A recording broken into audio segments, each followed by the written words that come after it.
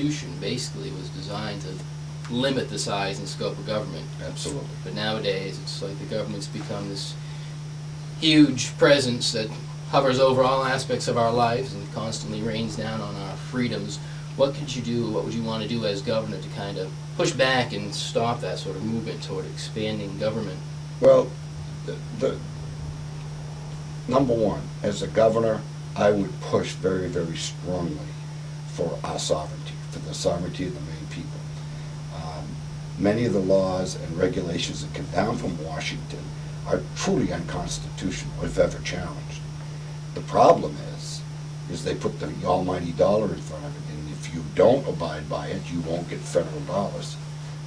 Frankly, I believe that the state of Maine is entitled only to the federal dollars, to the monies that come out of Maine and go into the federal coffers. That amount of money should be coming back. And frankly, it should be coming back in the form of infrastructural monies. As far as education, as far as health care, those are all things that should be left in the state.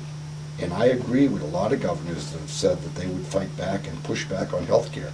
They'll push back on a lot of programs coming from the federal government. One of the worst programs I've seen in recent years is No Child Left Behind.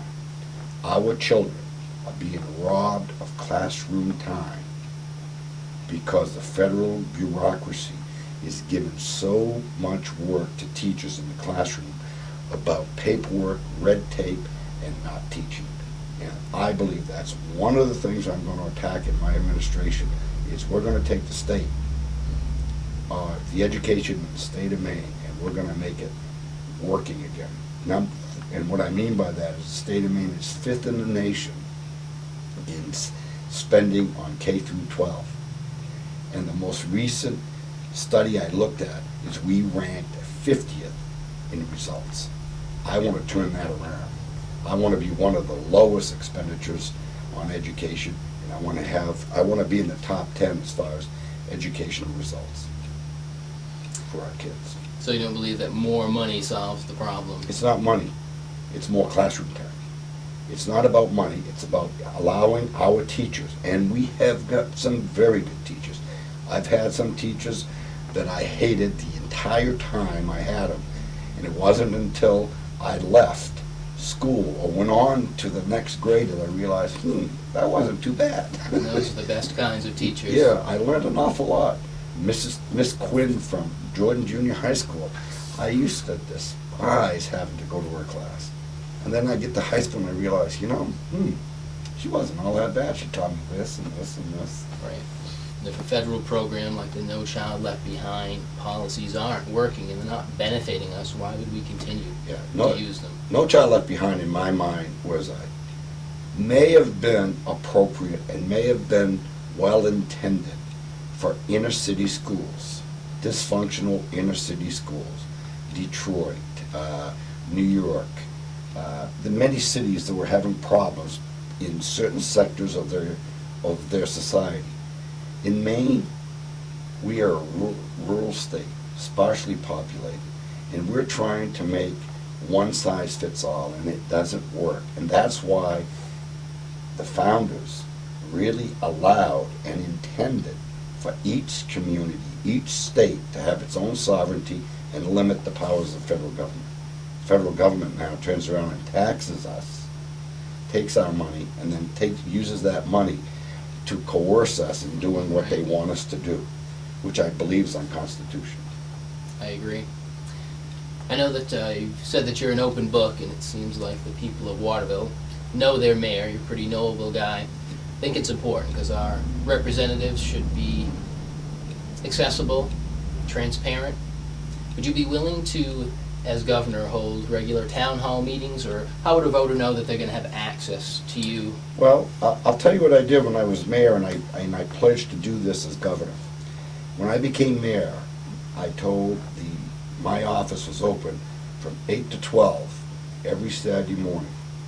And the intent was for anyone who wanted to speak to the mayor could come in and tell me good stories, bad stories, complain, whatever. I was there. So I would do that for the first year of my administration. I would open up the Blaine House on Saturdays for anyone in the state of Maine that wants to see me to come to the Blaine House, and I will meet them. Secondly, this is something that Abraham Lincoln did. Some say he spent too much time doing that, but I think that's the only way that you can show that you are open government, you're for the people, and your interest is, your work and your interests are for the people of the state of Maine.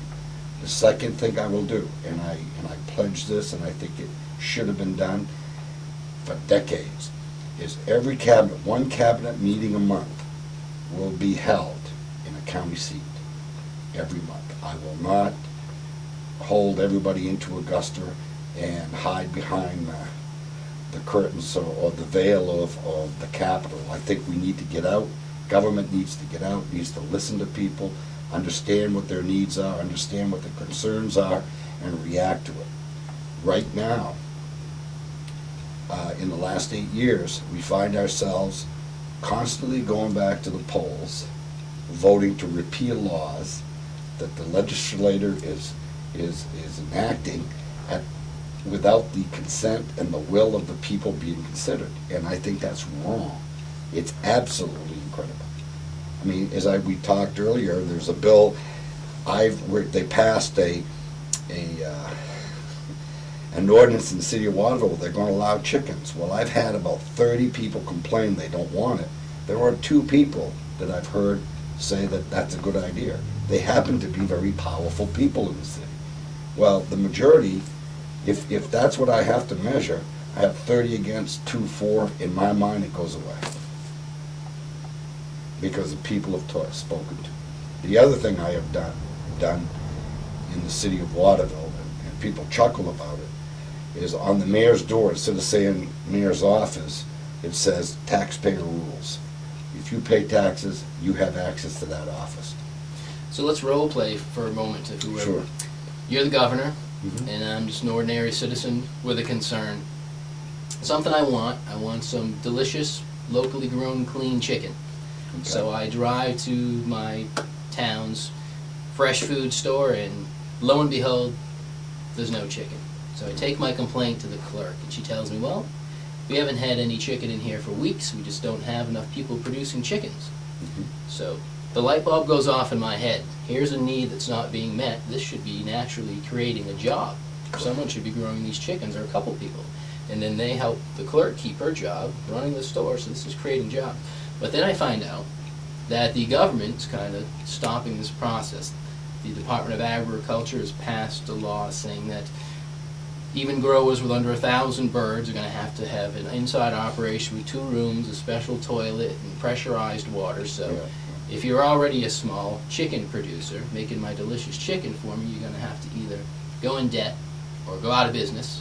And of course, it's going to discourage somebody who might try to fill my need by growing chickens from doing it.